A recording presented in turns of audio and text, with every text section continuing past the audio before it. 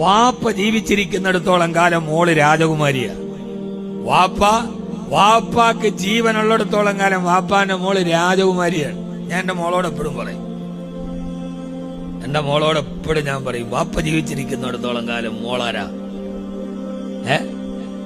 രാജകുമാരിയാണ്. ഭർത്താവ് പോലും തൊടൂല്ല. തൊടാൻ വരുമ്പോ എന്റെ വാപ്പാന ഭർത്താവ് ഒരു ദേശമന്ത്രി തൊണ്ണാൻ വരുമ്പോഴേ ഞാൻ എന്റെ വാപ്പച്ചോട്. അതൊരു പേടിയാണ്, അതൊരു കരുതലാണ്, അതൊരു കാവലാണ്.